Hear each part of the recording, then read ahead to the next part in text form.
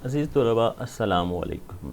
9 physics का हमारा third lecture है, जिसमें आज हम लोग स्केलर्स, वेक्टर, पोजीशन, डिस्टेंस और डिस्प्लेसमेंट के बारे में पढ़ने जा रहे हैं। तो सबसे पहले हम स्केलर्स और वेक्टर्स देखते हैं कि ये क्या होते हैं। आप अगर रोज़मर्रा ज़िंदगी में देखें तो आपका वास्ता बहुत सारी मिक़दारों से पड़ता है। कुछ के साथ डायरेक्शन की ज़रूरत पेश आती है और कुछ जो है उनके साथ किसी भी किस्म की डायरेक्शन की ज़रूरत पेश नहीं आती। फॉर एग्ज़ाम्पल, अगर आप अपनी हाइट किसी को बताना चाहें तो आप क्या बताएंगे? 5 फीट, 5.5 फीट, समथिंग एल्स। ये नहीं बताएंगे कि 5 फीट अपवर्ड है, लेफ्टवर्ड, डाउन है, किस संबंध में है।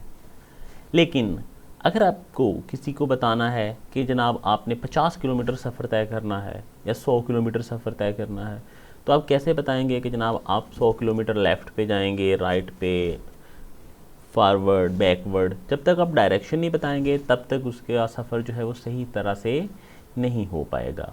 तो रोज़मर्रा ज़िंदगी की ऐसी मिक़दारें जिनके साथ यूनिट और वैल्यू की ज़रूरत है, मैग्नीट्यूड की ज़रूरत है, उन्हें हम कहेंगे स्केलर। तो स्केलर क्वांटिटीज़ क्या होंगी? Scalar quantity completely describe by its magnitude, सिर्फ मिक़दार से ज़ाहिर हो जाएगी। जैसे मैथ है, आप किसी को 2 किलो 5 किलो कहें, नथिंग एल्स। लेंथ, लंबाई, time, speed, volume, work and energy. इसके बाद हमारे पास है वेक्टर क्वांटिटीज़। वेक्टर क्वांटिटीज़ क्या होंगी? ऐसी क्वांटिटीज़ जिनको ज़ाहिर करने के लिए मैग्नीट्यूड और साथ डायरेक्शन लाजमी हो। डायरेक्शन के बगैर इनका मतलब पूरी तरह से वाज़ेह नहीं हो पाएगा। तो इसकी एग्जांपल्स क्या होंगी? Velocity, displacement, force, momentum, torque and etcetera.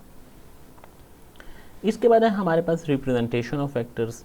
Vector को एक तो हम थ्योरेटिकल लिखते हैं लेटर्स की शक्ल में। तो हम क्या करेंगे, जब वेक्टर्स को हमने थ्योरेटिकल शक्ल में लिखना है तो या तो हम बोल्ड लेटर इस्तेमाल करेंगे, जैसे हमने ये कैपिटल एफ लिख दिया, कैपिटल ए, कैपिटल डी, या उसके ऊपर एरो डाल देंगे। ए लिख के उसके ऊपर एरो डालें, बी लिखें इसके ऊपर एरो डालें। सेकंड है representation of vector graphically. Graphically आप वेक्टर्स को एक लाइन सेगमेंट से ज़ाहिर करेंगे, एक लाइन लगाएंगे।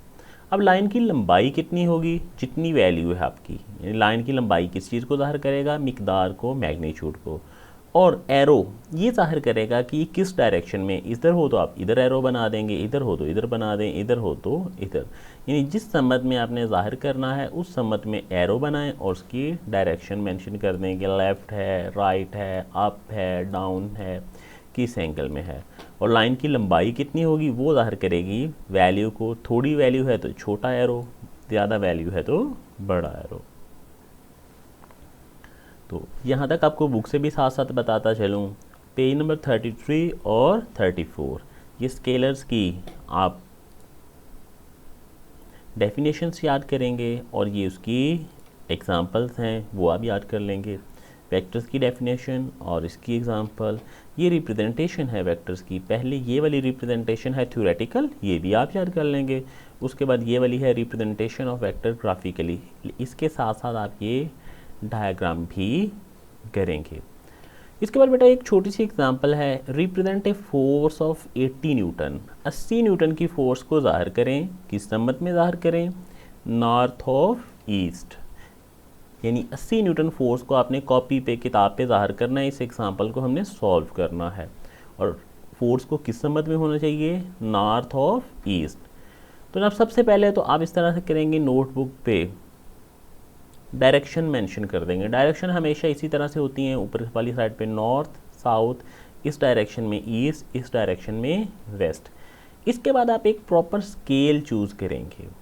अब ये स्केल क्यों चूज़ करने की ज़रूरत है? स्केल बेटा चूज़ करने की ज़रूरत इसलिए है कि जो आपके पास स्केल है, पैमाना है आपके पास, उसके ऊपर अगर आप गौर करें तो आपको न्यूटन्स के निशानात किस तरफ दिख रहे हैं? क्या ये वाले न्यूटन्स के निशानात हैं? नहीं, ये तो हैं सेंटीमीटर्स और मिलीमीटर। क्या इस डायरेक्शन में न्यूटन्स के निशानात हैं? नहीं, इस डायरेक्शन में हैं इंचेस। तो स्केल पे तो हमारे न्यूटन्स के निशानात हैं ही नहीं, तो हम किस तरह से ज़ाहिर करना शुरू करेंगे? इसके लिए फिर हम कोई प्रॉपर स्केल ले लेंगे। स्केल आप क्या लेंगे ये आप वैल्यूज़ को देख के खुद से डिसाइड करेंगे। फॉर एग्ज़ाम्पल यहाँ पे हमने ज़ाहिर करना है 80 न्यूटन को, तो आप यूँ भी लिख सकते हैं कि 1 centimetre is equal to 1 newton. अगर आपने 1 सेंटीमीटर 1 न्यूटन लिया तो 80 न्यूटन के लिए कितने हो जाएंगे, 80 सेंटीमीटर। अब जब 80 सेंटीमीटर की आप लाइन खींचना शुरू करेंगे वो कापी पे पूरी ही नहीं आएगी। तो फिर आपने क्या करना है, आपने सोचना है कोई ऐसा स्केल कि बहुत छोटा भी ना हो। आप जो भी कर लिख सकते हैं कि 1 centimetre is equal to 80 newton. तो अब क्या होगा, आप जो ड्रॉ करेंगे लाइन वो जस्ट 1 सेंटीमीटर लंबी होगी, बहुत छोटी सी होगी, हो सकता है टीचर को नज़र ही ना आए ये लाइन लगी। तो आपने स्केल ऐसा प्रॉपर सा चूज़ करना है कि मुनासिब लाइन हो, बहुत बड़ी भी ना हो बहुत छोटी भी ना हो। तो यहाँ पे जो हम चूज़ कर रहे हैं ये दोनों तो रॉन्ग हुए। तो यहाँ पे हमने चूज़ किया 1 centimetre is equal to 20 newton. तो जब 1 सेंटीमीटर 20 न्यूटन है तो 2 सेंटीमीटर 40, 3 60, 4 सेंटीमीटर 80 न्यूटन्स बन जाएंगे। तो आपने इस तरह से स्केल के साथ एक्सिस ड्रॉ कर लेने हैं। जैसे कि हमने अभी स्केल में देखा कि ये वाली साइड हो गई नॉर्थ, ये वाली साइड हो गई ईस्ट। अब हमें कहा जा रहा है नॉर्थ टू ईस्ट, तो इसके बिल्कुल सेंटर में आपने स्केल के साथ लाइन खींचनी है। उस लाइन की लंबाई कितनी होनी चाहिए, जैसे अभी आपको बताया कि 80 न्यूटन बराबर हैं 4 सेंटीमीटर। तो आपकी जो लाइन है इसकी लंबाई होनी चाहिए 4 सेंटीमीटर और ये एफ हो जाएगा 80 न्यूटन। तो इसके स्टेप्स आपने सिर्फ रीड आउट कर लेने हैं, ये कुछ ख़ास याद करने की ज़रूरत नहीं है। हाँ, ये आपको बनाना ज़रूर आता हो। बनाने में 3 चीज़ें इंपॉर्टेंट हैं, डायरेक्शंस मेंशन करना, स्केल मेंशन करना और ये कॉपी पे बना डालना। मैंने जो कि हाथ से बनाया है तो लाइंस थोड़ी बहुत टेढ़ी हैं, आप लोगों ने स्केल के साथ सीधी सीधी लाइंस खींचना है और फिर इसे बनाना है। इसके बाद जो नेक्स्ट हमारे पास टॉपिक है वो है पोजीशन। पोजीशन क्या होती है, देखिए बेटा, आपसे अगर कोई पूछता है कि हाँ जी बेटा बताएं तो भला आपका घर कहाँ पे है, तो आप कैसे बताएंगे। यकीनन आप बताते हुए अपने घर का एड्रेस, किसी भी चीज़ का एड्रेस, किसी मशहूर जगह का हवाला देते हैं। आप बताते हैं जनाब फ़लाँ जो मस्जिद है उसके लेफ़्ट साइड पे है, या जो फ़लाँ स्कूल है उसके साथ है, या वो जो जिस गली में विजन एकेडमी है उस गली में हमारा दूसरा घर है। तो आप क्या करते हैं, किसी भी फ़र्द को एड्रेस बताते हुए किसी मशहूर चीज़ का हवाला देते हैं। तो यही आपकी पोजीशन कहलाती है।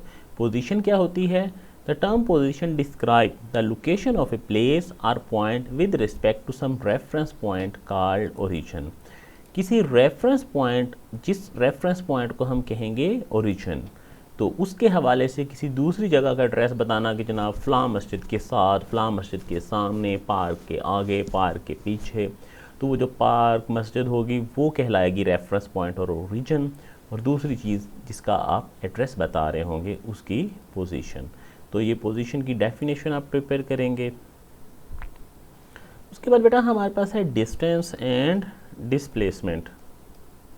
डिस्टेंस और डिस्प्लेसमेंट क्या होता है, से आप लोग यहाँ से, ये है स्टार्टिंग पॉइंट ए, यहाँ से आप चलना शुरू हुए, यहाँ से आप पहुँचे इस पॉइंट बी पे और यहाँ से आप पहुँचे पॉइंट सी पे।